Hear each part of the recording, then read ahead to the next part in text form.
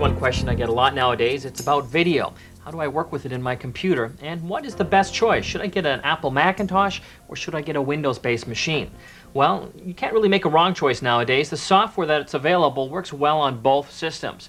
But I wanted to show you a few things to look for if you are deciding to get into the whole video space.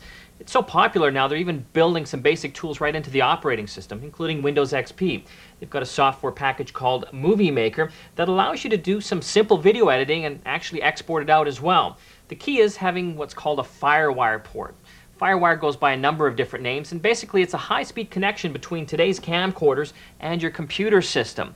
If your computer doesn't have a FireWire port, you can always add in an additional card for a pretty low cost.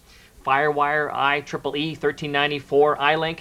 Basically, they're all the same thing. And the idea is, if you've got the camcorder hooked up to your system, you can see inside Movie Maker, I can actually control the camcorder with the software. By hitting play here, I can see myself working along here, and I can then hit record. I can save that video in a number of different formats, but the idea is I save in a bunch of different clips that I want to work with. Once I've done that, I start assembling them here in my timeline, and that's basically my story.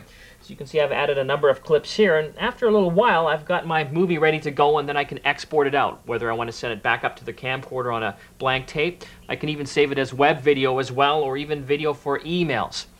Taking another step further, of course, there's additional choices.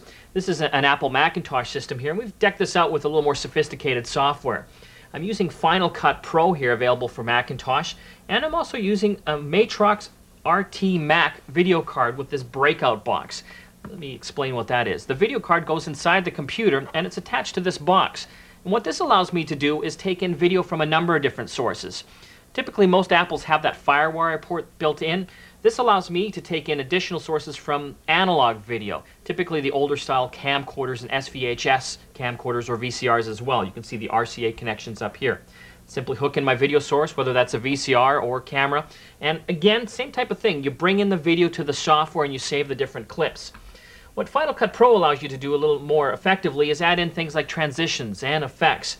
And it's pretty powerful along with this Matrox card because now you get real-time effects as well.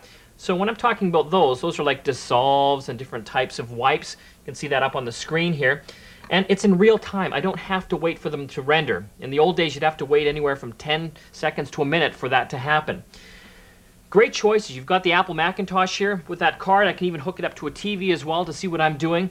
But even if you're looking for a basic system, have a look at the Windows XP operating system with your camcorder. A lot of great choices and a lot of fun in doing your own home video.